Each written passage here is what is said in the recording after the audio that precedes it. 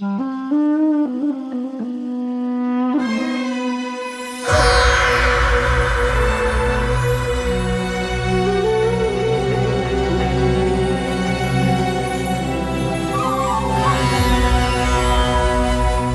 اللہ الرحمن الرحیم الحمد للہ رب العالمین والصلاة والسلام علی اشرف الانبیاء والمرسلین سیدنا و مولانا ابی القاسم محمد اللہم صلی علی محمد وآل محمد وعلی آل بیتہ الطیبین الطاہرین المعصومین لا سیما ابا الحسن امیر المومنین علی بن ابی طالب صلوات اللہ وسلامہ علیہ ولعنۃ اللہ علی اعدائهم اجمعین من الآن الی قیام یوم الدین اما بعد وما اصل بفدق وغیر فدق والنفس مظانها فی غد جدس تنقطع فی ظلمت آثارها وتغیب اخبارها وافرة لو زید فی فسحتها ووسعت یدا حافرها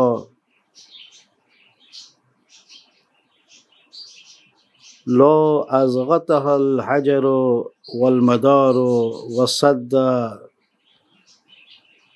فرجها التراب المتراکم۔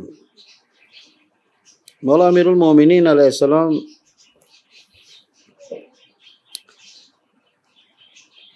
اس مقام پہ پہنچنے کے بعد فرماتے ہیں کہ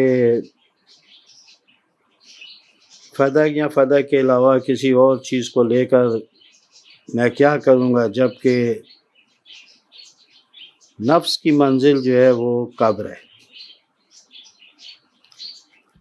در حقیقت مولا امیر المومنین علیہ الصلوۃ والسلام اس طرف اشارہ کر رہے ہیں کہ دنیا کا جتنا بھی مال اور سرمایہ ہے، اگر وہ انسان اپنے ہاتھ میں سمیٹ بھی لے، سب کچھ اس کے ہاتھ میں آ بھی جائے، لیکن کوئی بھی چیز یہ قبر میں بھی نہیں لے جا سکتی۔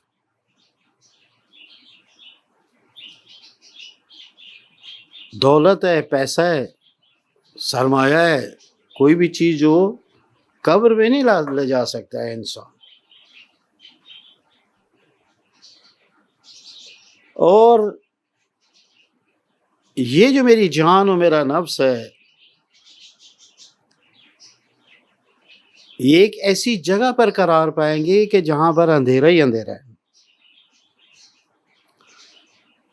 اسی لیے فرماتے ہیں جب کہ نفس کی منزل کل قبر قرار پانے والی ہے، کہ جس کی اندھیریوں میں اس کے نشانات مٹ جائیں گے۔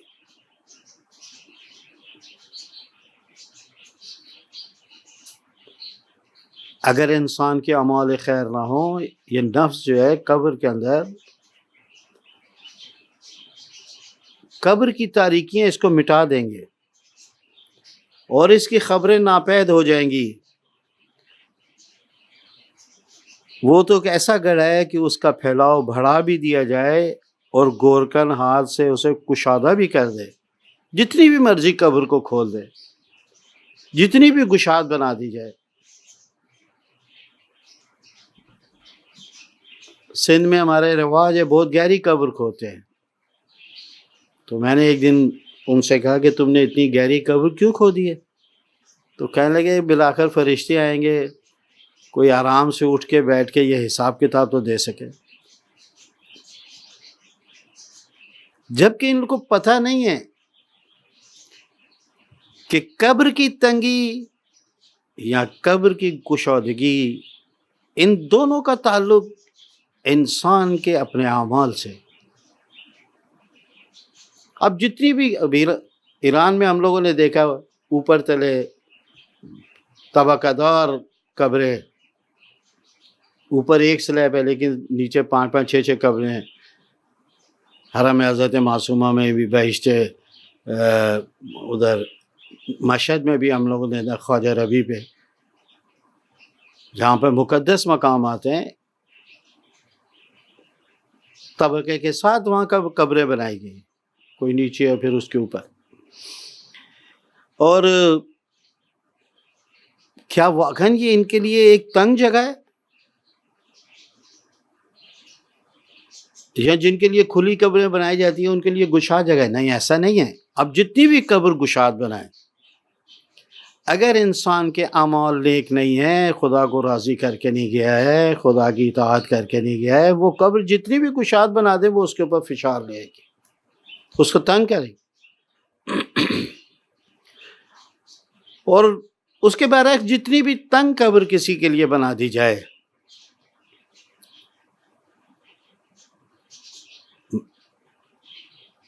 لیکن اس کے اعمال نیک ہیں،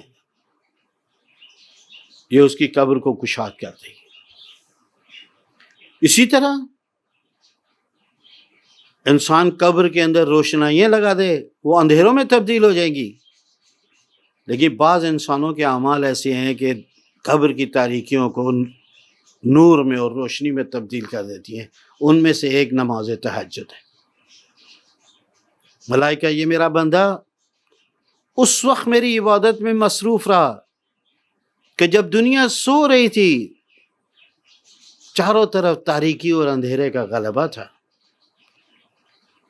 یہ اس وقت مجھے یاد کر رہا تھا، آج میرا بندہ جو ہے وہ اندھیرے میں ہے، جاؤ اس کی قبر کو جا کے روشن کرو. بس گورکن کے تنگ کرنے سے یا گشاد کرنے سے مسئلہ حل ہونے والا نہیں ہے. یہ آپ کے اعمال ہیں کہ جو آپ کی قبر کو گشاد کریں گے یا تنگ کریں گے. اور فرماتے ہیں کہ اور گورکن اگر اس کو گشاد بنا بھی دے، قبر کے اندر اس کے اطراف کے پتھر اور کنکریاں جو ہیں وہ گرنے کے ساتھ، ریزش کے ساتھ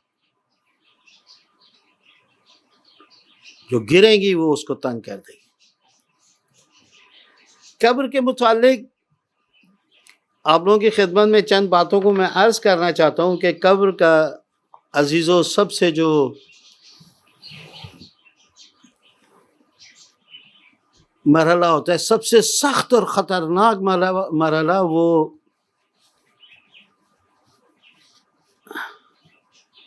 قبر کی پہلی رات ہے.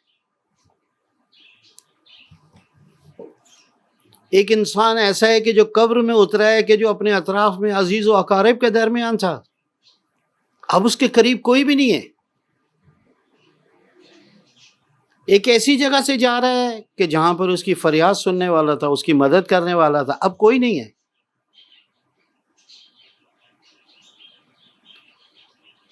ایک ایسی جگہ پر تھا انسان جہاں پر چل پھر لیتا تھا، گھوم لیتا تھا، اب ایک بند جگہ کے اوپر ہے کہ جہاں پر اس کے پاس نہ چلنے کی جگہ کچھ نہیں. سب سے مشکل جگہ جو ہے وہ پہلی ہے. سب سے پہلی ناآشنائی، ایک نیا ماحول، ایک نئے حالات. اس دنیا کے اندر انسان 40 سال، 50 سال، 60 سال، 70 سال، 80 سال زندگی کرتا ہے، آشنا ہو جاتا ہے. اس کی وحشتیں، اس کی ظلمتیں، اس کی تاریکیاں جو ہیں ان سے انسان آشنا ہو جاتا ہے. لیکن قبر کی منزل جو ہے بڑی مشکل ہے. پہلی رات انسان کیا ہے، ابھی اس کا نہ اس کی در و دیوار سے آشنا ہے، نہ اس کے حالات سے آشنا ہے، نہ اس کے ماحول سے آشنا ہے. پھر اس کی کوئی رہنمائی کرنے والا نہیں ہے، کوئی اس کو تشفی دینے والا نہیں ہے، کوئی اس سے محبت کرنے والا نہیں ہے، کوئی اس سے ہمدردی کرنے والا نہیں ہے، اکیلا ہے وہ.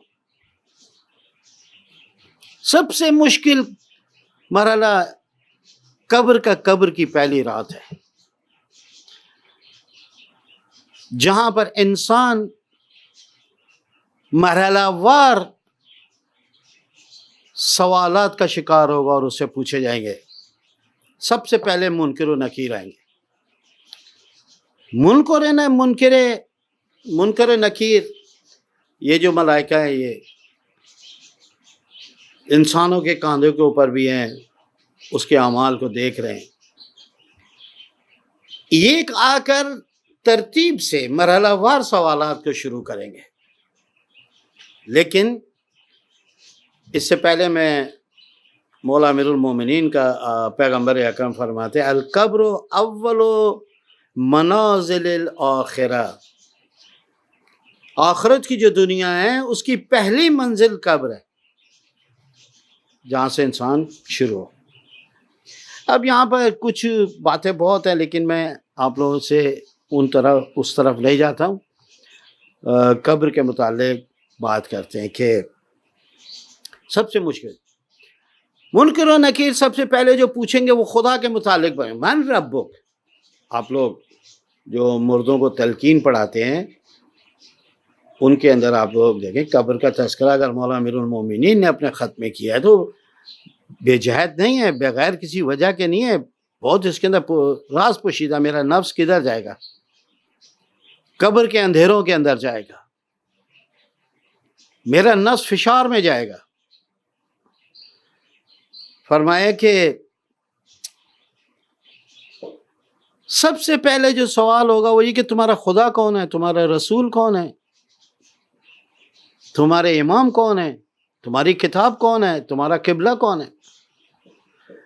یہ سوالات کیے جائیں گے سب سے پہلے۔ جب اصول سے فارغ ہو جائیں گے یہ جواب دے گا۔ اب یہاں پر میں اپنے تمام عزیزوں کو ایک بات کو کہنا چاہتا ہوں، آیا ہم لوگوں نے ان کے سوالات کے جواب دینے کے لیے اپنے آپ کو تیار کیا ہے؟ خدا کے متعلق ہم نے کوئی معرفت حاصل کی ہے؟ نبی اور نبی کے متعلق ہم نے کوئی نبی اکرم کے متعلق کوئی معلومات کی ہے؟ نبوت اور رسالت کے متعلق، امامت کے متعلق ہماری کوئی معلومات ہے؟ اگر ہماری معلومات خدا کے متعلق نہیں ہے، قبر میں ہم کیا جواب دیں گے؟ ہمیں کیا پتہ توحید کیا ہے، رب کیا ہے، خدا کیا ہے؟ آج پوری دنیا اپنے بچوں کو دنیا کی معلومات، نوکری کے لیے پیسے خرچ کرتی ہے، ان کو عجیب بڑے بڑے مقامات کے اوپر ان کو جا کے پڑھاتی ہے، بڑی بڑی ان کے لیے ڈگریاں لیتی ہے۔ آئندہ 30 سال کی زیادہ زندگی، 40 سال کی زندگی کے لیے، لیکن ہم اپنے بچوں کو ان سوالات کے جواب دینے کے لیے تیار نہیں کرتے ہیں جو قبر میں ہم سے پوچھے جائیں گے یا روایات میں۔ کبھی ان کے نبی کی معرفت دینے کی کوشش کی ہم نے؟ نبوت کے متعلق پڑھایا ہم نے ان کو؟ ائمہ معصومین کے متعلق کچھ پڑھایا ان کو؟ کم سے کم امام جو ہیں، جو موجودہ حاضر امام، وقت کے امام، اس کی معرفت کے متعلق کچھ سمجھانا چاہیے تھا، اس کے متعلق کچھ بتانا چاہیے تھا کہ وہ آئیں گے، ان کے لیے کس طرح تیاری کی جائے، ان کا کس طرح سپاہی بنا جائے، امام علیہ السلام کی ذمہ داریاں کیا ہیں، کس طرح ان کی نصرت کی جائے، مدد کی جائے، کس طریقے سے وہ آئیں گے، ان کی شناخت کیا ہے، پہچانا ہے، یہ ساری کی ساری چیزیں۔ اگر ہم نے اپنے بچوں کو یہ تعلیم نہیں دی ہے، وہ قبر میں کیا جواب دے گا؟ خدا کون ہے، نبی کون ہے، امام کون ہے؟ قرآن تو بہت ہی زیادہ مظلوم ہے، آتا ماہ رمضان کے اندر۔ ہم لوگوں میں قرآن کی تلاوت کا تو تذکرہ ہی نہیں ہے، جبکہ خطبہ شبانیہ کے اندر پیغمبر اکرم ماہ رمضان کے جو پورا شیڈول دے رہے ہیں اس کے اندر فرماتے ہیں پروردگارہ مجھے قرآن کی تلاوت کی توفیق عطا فرما۔ نبی اکرم خود اور اپنے اصحاب کے لیے توفیق قرأت قرآن چاہ رہے ہیں، پروردگارہ ہمیں توفیق دے قرأت قرآن کی۔ اس کے بعد قبلہ، تیرا قبلہ کون ہے؟ یہ وہ سوالات ہیں کہ جو عقائد کے متعلق تھے۔ اس کے بعد پھر ذاتی اعمال کے متعلق سوالات کیے جائیں گے۔ کیا کیے تو نے ساری زندگی؟ اعمال خیر تیرے کتنے ہیں؟ اعمال بد کتنے ہیں؟ ان کا حساب کیا جائے گا، پوچھا جائے گا کیا کر کے آئے ہو دنیا کے اندر۔ اور انہی سوالات کے اوپر کہ اگر اس نے سوالات درست دیے، جواب صحیح ہوئے، اس کے نیک اعمال زیادہ ہوں گے، اس کے یہ وہ چیز ہوگی کہ جس کے اوپر اس کی قبر کشاد ہوگی۔ اعمال نیک، اعمال خیر، اطاعت رب، اطاعت پیغمبر، اطاعت ائمہ معصومین علیہ السلام، اعمال حسنہ یہ انسان کی تنگ اور تاریک قبر کو بھی گشاد اور روشن کر دیں گے. لیکن اگر کچھ نہیں ہے، گشاد قبر بھی تنگ ہو جائے گی، اس کی زندگی تنگ ہو جائے گی. یا ایک میں نے آج مولا امیر المومنین کی ایک روایت کو پڑھا. مولا فرماتے ہیں عذاب القبر یکون من النمیمہ والبول وعذب الرجل عن اہلہ. عجیب ہے.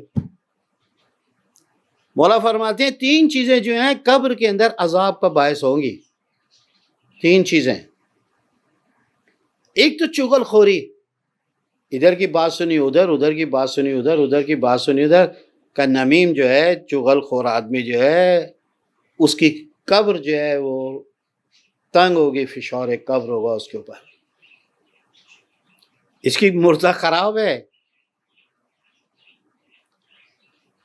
آج دنیا کے 99% اختلافات اور لڑائیاں انہی چغل خوریوں کے اوپر ہیں. آپ نے ایک بات کو سنا، صحیح نقل نہیں کر سکے، وہ سمجھا شاید میرا دشمن ہے. جب آپ ایک شخص کی الفاظ اور کلمات کو منتقل کریں گے، کچھ نہ کچھ اس میں تبدیلی آ جائے گی. والبول، ادرار، جس کو ہم سادی زبان میں کہیں گے پیشاب کرنا، واقعی یہ عذاب فشار قبر کا باعث ہے. اس کی علماء نے تفاسیر کے اندر لکھا ہے کہ جو شخص پیشاب کو اس کے آداب کے مطابق انجام نہ دے، وہ اس شخص کے اوپر جو ہے وہ قبر کا عذاب ہوگا اور فشار قبر ہوگا. تیز ہواؤں کی رخ کی مخالفت میں وہ بیت الخلاء کو استعمال نہیں کر رہا ہے، ستر عورت صحیح طریقے سے نہیں کر رہا ہے، مقدس مقامات کے قریب جا کر اپنی حاجت کو پوری کرتا ہے، سخت زمین کے اوپر بیٹھتا ہے. آداب ہے بالآخر. آج پڑھی لکھی دنیا کے اندر، آج مہذب دنیا کے اندر، ہر وہ انسان کہ جو شہر کے اندر حیوانوں کی طرح اپنی ضرورت کو پورا کرتا ہوا نظر آئے، دنیا اس کو مہذب معاشرہ نہیں کہتی ہے. یہ کیسا انسان ہے کہ حیوانوں کی طرح روڈ کے اوپر بیٹھ گیا، لوگوں کے درمیان بیٹھ گیا؟ اس میں اور حیوان میں کوئی فرق ہی نہیں ہے. نہ پانی کا استعمال ہے، نہ قبلے کا. اکثر ہم لوگوں نے دیکھا ہے آج کل ہمارے کراچی میں فلیٹس میں واش روم جو ہے وہ قبلے کے رخ بنے ہوئے ہیں یا پشت پہ قبلہ ہے. عجیب ہے. ایک مسلمان جو ہے وہ قبلے کے رخ بیٹھ کے پیشاب کر رہا ہے یا پشت قبلہ کے پیشاب کر رہا ہے اپنی حاجت کو پورا کر. یہاں پر بول سے مراد وہ شخص کے جو پیشاب اس کے آداب کے ساتھ جو شارع مقدس نے بیان کیا ان کے مطابق نہ کرے. تیسری چیز عجیب ہے، ایسا شخص فشار قبر سے نہیں بچ سکتا جو کسی وجہ سے اپنے گھر والوں کو چھوڑ کر چلا جائے. عذب الرجل عن اہل، بغیر کسی وجہ کے اپنے گھر والوں کو چھوڑ کے ان کی زندگی کا بوجھ کس کی گردن پہ ڈال دیا تو نے؟ تو چلا گیا، ان کی ضروریات کو کون پورا کرے گا؟ انتہائی بے ہمت، انتہائی گھٹیا ہیں وہ لوگ کہ جو ذرا ذرا سی بات کے اوپر گھر کو چھوڑ کر چلے جاتے ہیں اور معصوم بچوں کو بھی محبت سے محروم کر دیتے ہیں، گھر والوں کو اپنی شفقت سے محروم کر دیتے ہیں، گھر والوں کے حقوق نہیں پورا کرتے، چلے جاتے ہیں. وہ گھر کی ضروریات کو کہاں سے پورا کریں؟ گھر والوں کے ساتھ ادب سے بولتے نہیں ہیں، اخلاق کے ساتھ بولتے نہیں ہیں. پیغمبر اکرم فرماتے ہیں اگر تم لوگ اپنی روزی میں اضافہ کرنا چاہتے ہو، اپنے گھر کی خواتین کے لیے محبت سے پیش آؤ اور ان کے لیے تحفے لے جایا کرو. بیٹی ہے، بہن ہے، بیوی ہے، ماں ہے، خواتین کا احترام زیادہ کرو، پروردگار عالم تمہاری روزی میں اضافہ کرے. یہ ایک سعد بن معاذ پیغمبر اکرم کا ایک انتہائی محترم صحابی تھا. اس کے جنازے کے اندر پیغمبر اکرم اور 70,000 ملائکہ نے شرکت کی. بس آخری بات، 70,000 ملائکہ نے اس کے ساتھ شرکت کی. کسی نے پوچھا یا رسول اللہ کہا معاذ کو بھی عذاب ہوگا؟ کہاں ہوگا؟ پوری دنیا کے لیے میرا پیغام ہے کہ اپنے گھر والوں کے ساتھ کس طرح پیش آیا کریں۔ ائمہ معصومین کو دیکھیں، مولا پیغمبر اکرم کو دیکھیں، اپنے گھر والوں کے ساتھ کس طریقے سے پیش آئے، علی کس طرح پیش آئے، امام حسین کربلا میں جب جناب ام فروہ کو آتے ہوئے دیکھا تو کہا بھابھی آپ کیوں آ گئی؟ مجھے حکم دیتی میں آپ کے پاس آتا۔ رشتوں کا احترام، بڑوں کا احترام۔ وقت کا امام کہہ رہا ہے کہ آپ نے کیوں زحمت کی، میں آپ کے پاس آ جاتا۔ احترام۔ امام حسین نے کسی شہید کو اجازت نہیں دی جب تک کہ وہ اپنی ماں سے اجازت نہیں لے آئے، حتیٰ اپنے بیٹے کو بھی جب تک ماں سے اجازت نہیں دی جنگ کے اندر نہیں بھیجا۔ رشتوں کا احترام، بزرگوں کا احترام۔ پیغمبر اکرم نے فرمایا معاذ کو بھی فشار قبر کا سامنا ہوگا، اس کی منزل مشکل ہے۔ کہا وہ یا رسول اللہ کیوں؟ ملائکہ آئے ہیں، آپ بھی شریک ہوئے۔